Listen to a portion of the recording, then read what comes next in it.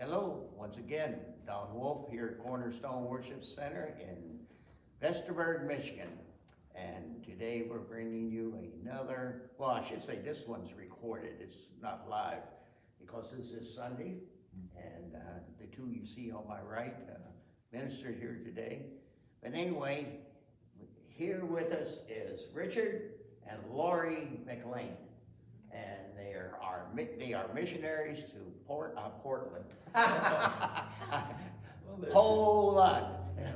And in our talks that we had just a little while ago, they've been 22 years, right? Yes. And so I'm happy to have you two. Thank you. They were, well, you've been here, what, this about fourth or fifth time, something like that? Probably. Yeah, it's been, but you surprised me this morning. I did not remember you being when we were in the garage. We were there, that was our first time we went out. We just went out, that's when you guys picked us up the first time. Yeah. It was in the garage. I didn't realize that. Yeah. That was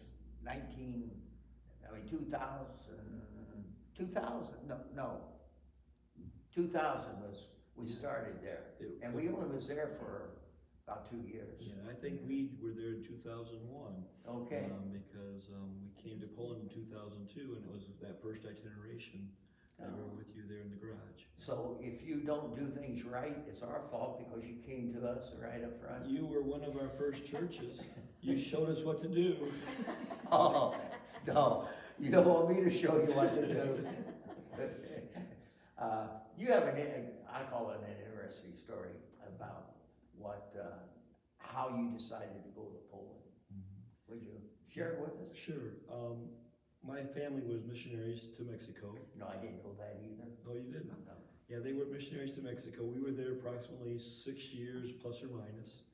And we came home in the 1973, 74 time. And when we came home, I wanted to go back. At that point in my life, I could speak Spanish as well as I could speak English. And I always loved the Mexican people. But in 1976, God spoke to me. And he says, I'm not calling you back to Mexico. I'm calling you to be a missionary behind the Iron Curtain, the former Soviet Union. And so I accepted that. I said, God, wherever you want me to go, I'll go. As a matter of fact, there used to be an old song that was, I'll go where you want me to go, dear Lord. I remember singing that. And in 1989, after a few years, 13 years later, I was working in Lansing in nuclear medicine. And I came home and I turned on the television show on a Wednesday night. I was getting ready to go to youth because we had our youth services on Wednesday night. And I saw a man take a maul out and begin to hit this wall. And as the pieces flew off that wall, the Berlin Wall, God spoke to me and said, I'm doing this to remind you of your calling. So I went back to school, got my education in theology, pastoral studies, and ordination later, but I started with, you have to go through a series of different credentials. And in 1999, I ended up in Poland on a missions trip. I didn't want to go. As a matter of fact, I was kind of really against it because I remember saying, why would I want to go to Poland? Only Polacks live there. Now, I understand, now that I've been in Poland, Polak is not a bad word. It means male. At that time, I was probably being a little bit derogatory. Right. And ended up going there, and as I landed the plane landed at Chopin Airport in Warsaw, God spoke to my heart and said, this is where I called you to in 1976. Yeah. And in 2002, April 25th of 2002, we landed there for the first time, and we've been there since. And it's, it's had its ups and downs, Right. but God has been so faithful to us. Yes. Well, how did you receive when he said, honey, we're going to go to Poland? Well, when his family came out of Mexico in 74, we were in the same school together. They lived just down the road from us. So his dad actually became our pastor, and we grew up in youth group together. So I knew of this call that God had called him to go behind the Iron Curtain. And so I wasn't quite ready really for that. I went my own direction and went off to university. We were just friends, just just dear friends, and did a lot together, ministered together on weekends, did evangelism, times, outreaches together. But as God did work in my own heart and said, I didn't call, just this part of you, I'm calling all of you to surrender. And when he told me he loved me for the first time, I'm thinking, I thought, no, I have to make a decision here. Am I willing to give everything and go? And that's obviously out down the road. She made the right decision. I made the right decision, yeah. Because I really wanted my own story and success, but God said, I have a different plan for you. And over the years, we've found that God's plan works best. And it's been wonderful. So when he's asked me to marry him, I was saying, yes, Lord, I will go. Right. So you had but basically you didn't have a problem with it. No, I knew, but I just God had to work on my heart to get me to the place where said, yes, here am I, send me. Get a quick story, you reminded me. The first time I went to Africa, we went there to build a church and a school. And the day we were leaving, they was loading everything in the car. I was the one had the VHS, was it? The camera, the one you said on your shoulder. Yeah. So I went back to the church to take some pictures, and I saw all of them loading everything up. And as I turned the camera off, the Lord spoke to me. He says, well, I guess I should have told you the first part, but he said, now you know what you missed. And I cried all the way back to that. Absolutely. Absolutely. Yeah. So what are you doing today there? We actually are doing a couple of things. Since the war broke out in Ukraine, we've been working with refugees that have come across the border. Over the last 2.5 years, there's been approximately 10 million that have come through Poland. Today there are still approximately 4 million there. And so we have helped to house refugees that have come in. We have helped to send transports into Ukraine for those who are close to the front lines who can't get out. Right. And so we're sending like medical aid, food, items that they would need that they can't get right now in Ukraine. And so that's one of the things, but our main function right now is we have a heart for evangelism. And to be Polish is to be Catholic. You're right. It doesn't mean that they go to church every week, but they've been baptized into the Catholic Church. And most of them, many of them, do not know what it means to have a relationship with Christ or to follow Jesus. And so we wanted a way to get into their lives, and a way to be able to talk to them and share our relationship with Christ so that they would know how to have a relationship with Christ. And us being Protestant, them being Catholic, they didn't really accept us. They didn't accept me because I was American, I wasn't Polish. They didn't accept me because I was a pastor. They didn't accept me because I was a Protestant. And so what God did is something just fabulous. I've had a passion for hunting all my life. And when I first went to Poland, I asked if I would be able to hunt there, and they told me, no way, you're an American. You can't even have a gun here in Poland. And God, through a series of just miracle after miracle after miracle, opened the door for us to become hunters in Poland. And part of the hunting experience in Poland is that they play these hunting horns. And Lori was a trumpet major in college. And so she had picked up the horn real quickly and was able to do that side of it, and then taught me how to play. But in hunting, God has opened a door where we now work as volunteers for the State Department. And the reason we're wearing these uniforms is because we're dressed. These are our dress uniforms for when we play for funerals, or we play for weddings, we play for like 75th anniversary special event in hunting clubs. And what that does is it opens the door to get shoulder to shoulder with the hunters and with the people. And because I'm a hunter, they accept me.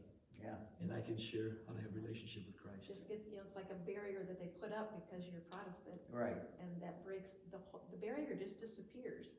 They suddenly like, oh, yeah, we start showing hunting pictures, to each other. This was this year, and this was, this story. And it's funny because they suddenly become instant friends.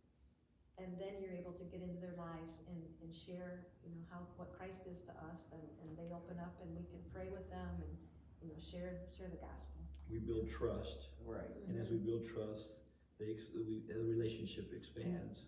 You We ever share Jesus. look at it as you look at your past, God put you through certain building blocks Yes.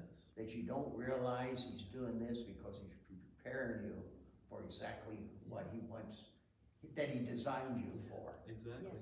Yes. And Exactly. as I look back to so many things that, by the way, your training is the same I had, Oh, yeah? and I used to play the trumpet. Yes. Never good, but I played it for about 5 years. Well, when we married, one of the things my mom made him promise, she said, no, she needs to finish her degree. You know, I need to finish all 4 years. And, you know, we had children, we went to pastoring, we went to ministry, and I laid my trumpet down for 25 years. I just, you know, I played keyboard, I led worship, and we served together beside, you know, just working alongside each other together, and I just thought that part of my life was done. And I always felt that, like, I missed the mark. I never got to finish my degree. I failed, you know. I disappointed my mom. It was in heaven. And, you know, when God opened the doors for this, and I got to pick an instrument back up, and now use it to share the gospel. Right. God replayed, because to be able to play among the hunters today, I would be disqualified had I finished my degree and got a diploma. Because I'm amateur still, and I never finished, I'm accepted, and that makes it, you know, totally legal for me to go in Right. and go into competitions to be part of them. And so what I thought was failure, God said, I'm redeeming that, you know, I'm gonna pick it back up. So it just brought such a fulfillment and a love, you know, passion that was able to return to my heart Right. and use it for Him. God put a stumbling block so you couldn't complete Yeah. what you thought was important, which it is, but now you're using it for. Yeah. Right. And you know, sometimes as in following Christ, we have to learn different things. And when I found as a hunter in Poland, after, you know, having the right to hunt there, when I found out that she was getting all the attention because she was playing the horn and getting invited to all these events, I got jealous. As a matter of fact, It's a godly jealousy. yeah, I mean, and so I asked her if she could teach me how to play. And so she agreed, and about 7 years ago she taught me how to play, and now we play together. And it's a God thing, because now we're invited all over the place and pulling together, and we share. Right. So we use our horns as an instrument to get us through the doors so we can share Jesus. Yeah, well, my wife can play the keyboard, and I ain't going to learn how to play it. Yeah. He said I was too demanding. But now we've learned to play, and last year they asked Lori to compose the music for the 100th anniversary of the Honey Clubs, and she did that, and we played, and this is how good God is. We won first place in the nation. Oh, really? Of Poland. And what that did is it opened doors. She got interviewed on TV. Yeah. It opened doors for us to minister to more people. And what happened is really cool, because those doors that were open, we got to meet a lot more people in different areas that we would have ever gotten to meet. Right. And who would have thought that, you know, in 7 years you could win a national championship with me? Well, you would never made it if I was blonde, I guarantee you. We we've really formed a new group. We'd played with a different group. I played with 2 other groups, and went from the beginning. The second group during COVID basically just kind of disintegrated because everyone went their own way and they couldn't meet together on a normal basis. And when you play an instrument, it's something that you have to continually practice, you know, continually work at. So it just had kind of fallen apart. So we formed a new group. So this was the first year our new group had actually performed at the national level. So God just gave us favor, and we looked at each other and we said, "That's a miracle." It was, yeah. In the process of doing this, they took her autobiography and published it on the National Hunting, or biography, and published it on the National Hunting Association website for music. And in there, it says these words: Lori and her husband, Richard. Of course. They are now serving in Poland in a Christian church, serving us as trying to help us to build relationships with Christ. When you going back to Poland? In October. In October. That's our goal. Our goal of October of this year. We're a goal to state to get back. What do you intend to do when you get back? We're going to continue to work with the National Hunting Association. Right now in Poland, we have a number of missionaries that have been displaced from Ukraine, and they're now in Poland, and we have been given the honor as honorary missionaries, honorary Eurasian missionaries to work with them as well. And so we'll do some work with them as well, working with the Ukrainian church and the Polish church all in one country. The Ukrainian church, isn't that, that's a state religion, isn't it? Well, it's actually, this one, yeah, they do have, it's Orthodox. Yeah. But we're talking about the Christians that have gotten, or the Pentecostals that have gotten saved. All right. These are the people that have come in from Ukraine as refugees, and many of them have gotten saved. And they have planted 34 new churches all across Poland right now. Wow. At least 34. There may be more now that we don't know because we've been home for about 6 months. And so you're working with them? We're working with them as well, yes. That's a The major really job. cool thing, I mean, Poland has the Pentecostal, Polish church. We have about 260 churches nationwide. Ukraine had over 2,000. It was really considered the Bible Belt of Europe. And so a lot of these displaced refugees have come into Poland, they're strong evangelization and discipleship. So they're building training centers, they're training leaders, pastors, as fast as they can. And I think it's really becoming a challenge to the Polish church that it's time to stand up and Do more. Do more, and we're praying it just sparks revival all over the world, because they're literally sending Ukrainians around the world into almost every country. It's like the disciples, they say, I'm going to send you into Jerusalem, Judea, and Samaria, to the uttermost parts of the earth. Right. Even though the war is bad, God is doing some incredible things among Ukrainians, because they were disciples. They have an evangelism, a really good foundation. You go to a Ukrainian service that we've been part of several times. Powerful. And I think at least there's a minimum of 3 invitations to accept Christ. And there's 5 preachers. It's a long service, but at the same time, it's becoming a challenge to the Polish church also. That it's time to stand up and get to work and be about the Father's business. We're praying for revival, Right. not just in Poland, but around the world. Oh, God's providing that opportunity to do something enormous. Absolutely. It's just behind the scenes things you don't hear about. It's almost like another movement of Acts. Yes. When they were persecuted, the church was driven out. It's almost the same thing. I've been sitting here thinking that. Yes. And whenever God wants to do something big, seems like he always got to stir the church. Yes. And that he's stirring the church in Europe. And he's stirring the churches here too, Yes. but nothing like that. Yes. And it's amazing. It's amazing. We when that church first sprung up in Warsaw, they had about 300. And over time now they're running 800 today, and that's only been 2 years, or a little bit over 2 years since the war started. Standing room only every Yeah. Sunday. And then they're asking us, to come help them to build a bigger place. And right now they're looking for land so that they can build a bigger place. Now, are you mainly with the construction? Actually, not anymore. We've done 19 projects over the last 22 years, but we're kind of backed out of that. We've been trying to do more evangelism than the construction. But they ask us to come in and help. And so because we have we've done it before, we know how to do it. You got the skills, the contacts. Exactly. We still have our open project with our Camp Victoria in Victoria, Poland. We call it Camp Victory, and that's our church camp that we're trying. We started it pre-COVID. COVID set us back, and then the war set us back. But that's our goal to finish it the next It's few a youth years. camp, you said? Yeah, it's for youth and adults and children. Yeah. One of the big things in Poland that we use for evangelism is the English language. Because if the Polish people learn English, then they can go higher in their careers. And so we've been using English in an English camp as an evangelism tool to lead them to Christ. Great. Yeah. So we can invite families, kids, youth, whole communities out for it's like a whole day. Have a great kielbasa roast.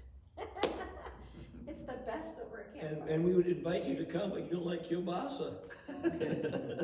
I'm sure I could find something else. Yeah, no, there's plenty of food. Mhm. Yeah.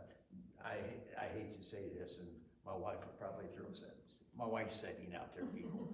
She'll probably take a shoe off and throw it at me. I hope she doesn't miss you and get me. Yeah, well, it might ricochet. You're kind of whetting my appetite to go somewhere. We'll come to Poland. We'll be back in October, hopefully. Come join us. We have stopped even thinking about going to Africa because it's about 20 hours on the plane. Yeah, that's right. And now with your chins on your knees, I'm getting too old for it. My body just, That's hard. it is hard. Well, Poland is a 9-hour flight if you fly to Chicago. And you can go direct right into Warsaw from Chicago. So it's about half. So it's not quite so bad. I'll think about it. Yeah, There you go. You need to come. You could, there's a lot of places where you could speak. We started 4 church plants over in the past, but you're not limited to that. There's other churches. We have lots of friends in Poland. You could come see the camp that we're building. Our pastor would love you. He's a good man. Pastor Jan Trotz is his name. So you're always welcome. Something to think about, man. Yeah, absolutely. You're always invited. Always welcome. So, now, other than I want to get back to the way you're working with the Christians coming out of. Yeah, a lot of them are not Christians. There's both. It's a mixture. Yeah. So what you're getting some people that are just Orthodox, like the Catholic. They're like the Catholic Church, where they're Orthodox by name only. But then you're getting Pentecostals that are coming through as well. So we have seen families come through that have been they've been a Pentecostal family, and they're now living in Cleveland and they're serving in the Pentecostal church in Cleveland. Okay. We've had people come through that. One of my favorite stories is this lady who came through. And what you have to understand is most of the people that we see coming through are mostly older men and then women and children. Right. Because if you're 18 to 60, you have to stay in service. Right. And so most of them we're seeing. There was a young lady who came through and came right to our church. We didn't know her. She just showed up in our church in Poland, in the Polish church in Warsaw. And she was praying for, I don't know how many months was she with us, 3 months, 4 months? Probably. She was praying for her son who was, I think he was 19. He was serving. He was serving in the army. And she was praying for him to be able to come out. Well, in the meantime, she ended up got her visa work, and she ended up in California. And that's where they Except accepted she her. needs to be prayed for. Oh, my God, I'm sorry. Well, she ended up in California, and probably about 6 months ago. She bought 2 tickets, just By faith. by faith. I'm gonna buy 2 tickets. If they allow him to cross the border, I will take him with me to California, but she left alone. Yeah. They would not allow him to leave. To come because he was in the Right. Air Forces. And so about 6 months ago, we hear a report, and her son is now with her in California, and they're serving God in one of the churches there. Praise So, God. yeah. So we see both sides. We've seen both Christian and non-Christian come through. We've seen a lot of the people that have come through as non-Christians. We have a family right now in our church in Poland. It's a couple that we took in, that we took their whole family in. Part of the family moved on to the Netherlands, but the older couple couldn't get out, and now they're attending our church. They've become Christians. They're attending our church right there in Warsaw. How big is your church that you? It's a church that's about 14 years old, and we run. I mean, it varies. It varies from summer to winter, but it runs roughly 120 people. It's small. It runs about 120, and that's actually a decent sized church. I mean, we don't have mega churches in Poland. The biggest church that we have runs about 600. That's big enough. Yeah, that's big enough. It really is. Yeah. Now, I know you two are old, Well, we're old enough. but you're not. I'm young. Yeah, she's a spring chicken and you're an old man. Yeah, I'm an old guy. Do you think that you'll finish if the Lord doesn't call us home, Yeah, spend rest of your life in Poland? I'm willing to. I don't know what God has. Right. I know that with the denomination that we're serving through, that this will be our last full term as far as typical.